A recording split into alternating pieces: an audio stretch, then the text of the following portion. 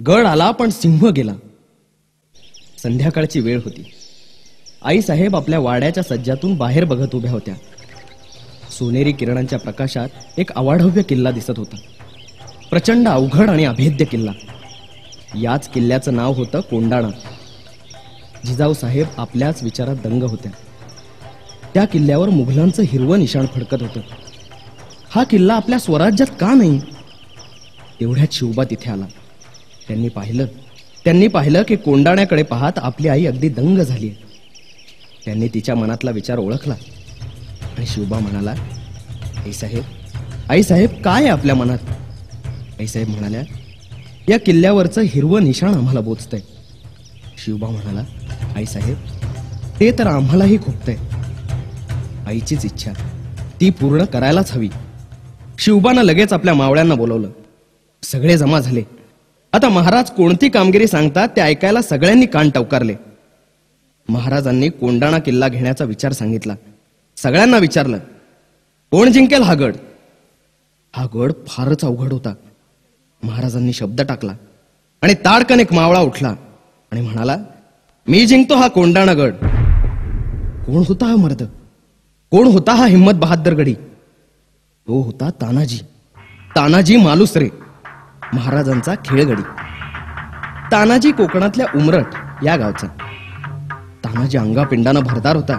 अरे छाती तर एखाद्या बुरुजासारखी बुलंद होती.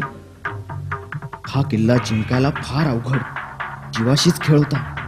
पण निधड्या छातीच्या तानाजीनं तो खेळ स्वीकारला. त्याच्याबरोबर त्याचा भाऊ सूर्याजी पण आला होता. तानाजी आणि सूर्याजी अगदी राम लक्ष्मणासारखे भाऊ होते.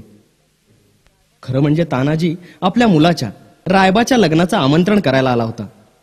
शिवबा म्हणाला, मग हे काम मी दुसऱ्या कोणाला तरी सांगतो.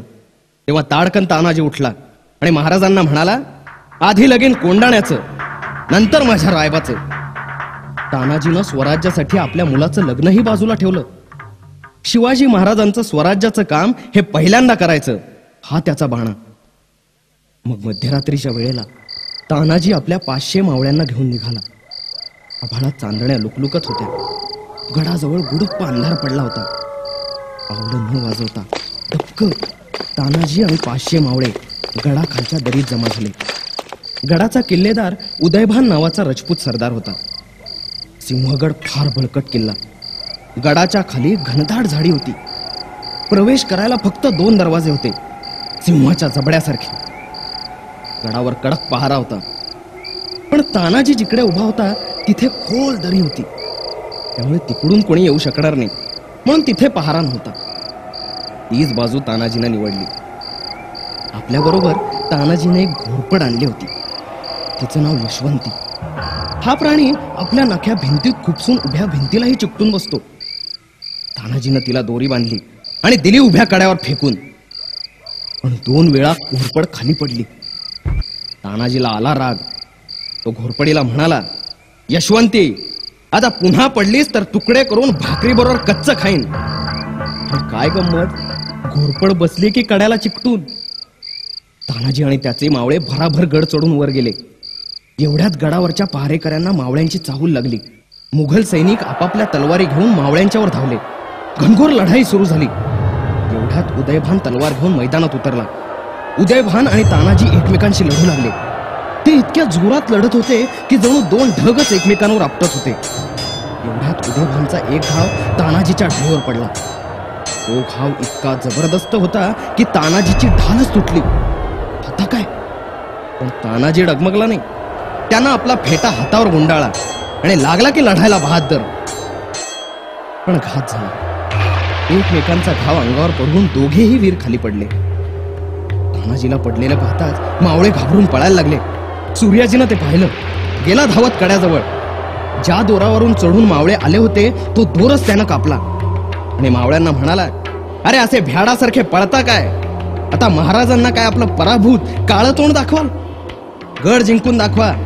आपल्या आईचं दूध प्यायला असाल तर फिरा माघारी. आणि दुप्पट वेगानं मावळे परत फिरले. सूर्याजीच्या शब्दांनी त्यांच्यात वीरश्री संचारली आणि जोर जोरानं लढायला लागले. बघता बघता मुघल पळायला लागले आणि मावळे विजयी झाले. शिवाजी महाराज आपल्या महालातून कोंडाण्याकडे पाहत उभे होते. एवढ्यात महाराजांना गडावर आग पेटलेली दिसली. महाराजांना बातमी कळली, गड स्वराज्यात आला, मावळे जिंकले. कारण तशी खूणच ठरली होती.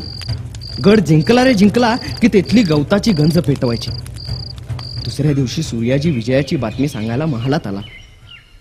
पण बरोबर तानाजी नव्हता. महाराजांनी अधीरपणे विचारलं, कुठे आहे माझा तानाजी? सूर्याजीच्या डोळ्यात पाणी आलं. तो म्हणाला, महाराज महाराज शत्रूशी लढता लढता आपला तान्हा स्वर्गात गेला. महाराजांना धक्का बसला. महाराजांना काही सुचेना.